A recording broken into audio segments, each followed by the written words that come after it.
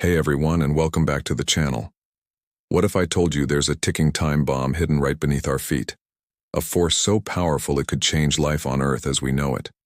No, this isn't the plot of a new disaster movie. It's the science of supervolcanoes. And today we're going to break down what they are, the real risks, and why you don't need to start building a bunker just yet. So what exactly makes a volcano super? You've probably seen images of volcanoes like Mount Fuji or Mount St. Helens, those classic cone-shaped mountains. Those are called stratovolcanoes. They can be incredibly destructive, but a supervolcano is in a completely different league. Instead of a mountain, a supervolcano is often a massive, sunken crater called a caldera, sometimes stretching for dozens of miles. You could literally be standing in the middle of one and not even realize it because it is so huge. The key difference is the sheer scale of the eruption. Volcanologists use something called the Volcanic Explosivity Index, or VEI, to measure eruptions. It's a scale from 0 to 8. A VEI 5, like the 1980 eruption of Mount St. Helens, was devastating. A VEI 6 is 10 times more powerful. A VEI 7 is 100 times more powerful. A super eruption is a VEI 8, that's at least 1,000 times more powerful than Mount St. Helens. It's an event that would eject over 1,000 cubic kilometers of material. To put that in perspective, that's enough ash and rock to bury the entire state of Texas 5 feet deep. So, how does this happen? Deep beneath the Earth's crust, in places we call hotspots, there are massive chambers of molten rock, or magma. Think of it like a giant underground pot of thick, sticky honey. Over thousands, even millions of years, this magma chamber slowly fills up. Gas and pressure build and build, like shaking a can of soda. But because the magma is so thick and the crust above it is so strong, the pressure can't release easily. It just keeps building and building, until one day, the pressure becomes too much for the crust to contain. The ground cracks, and the result is an explosion of unimaginable force. Instead of just flowing out, the magma explodes outward, emptying the massive chamber below. The ground above this now empty chamber collapses, creating that giant caldera we talked about. This isn't a slow lava flow. It's a catastrophic, instantaneous event. The most famous supervolcano is probably Yellowstone in the United States. Yellowstone National Park, with all its geysers and hot springs like Old Faithful, is actually sitting right on top of a giant caldera. The entire park is a living, breathing volcanic system. Yellowstone has had 3 massive super eruptions in its history. One about 2.1 million years ago, another 1.3 million years ago, and the most recent one about 640,000 years ago.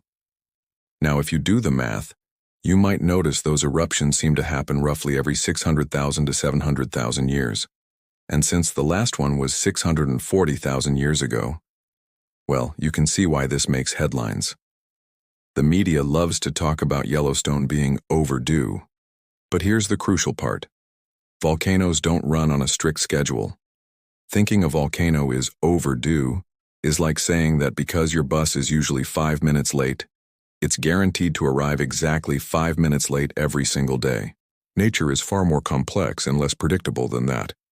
Scientists at the U.S. Geological Survey, who monitor Yellowstone 24/7, say the chance of a super eruption happening in any given year is about 1 in 730,000.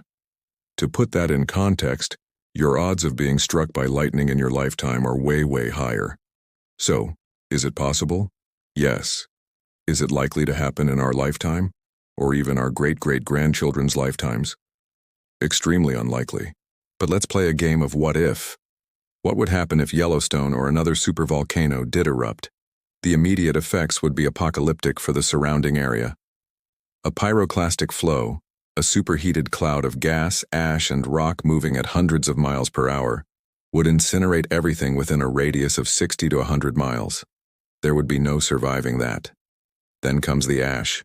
A thick blanket of volcanic ash would cover a huge portion of North America. Cities like Denver or Salt Lake City could be buried under several feet of it. This isn't like soft, fluffy soot from a fire. It's made of tiny, sharp particles of rock and glass. It's heavy, and when it gets wet, it turns into a concrete-like sludge. It would cause roofs to collapse, clog up engines, destroy farmland, and contaminate water supplies. Air travel would grind to a halt globally. Power grids would fail. Basically, modern infrastructure would be crippled.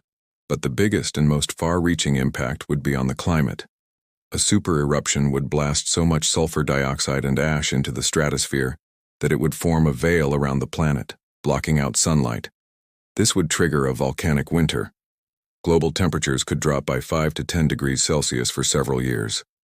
This doesn't sound like much, but it would be catastrophic for agriculture. Growing seasons would shorten or fail entirely, leading to widespread food shortages around the world. It would be a global crisis unlike anything humanity has ever faced.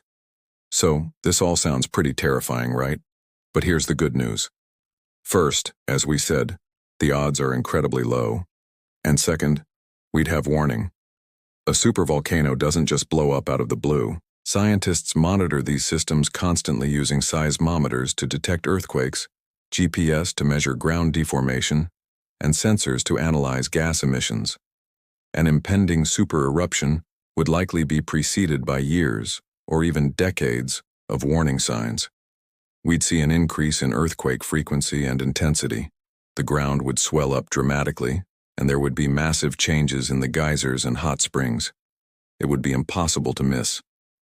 This isn't a silent threat, it's a very noisy one.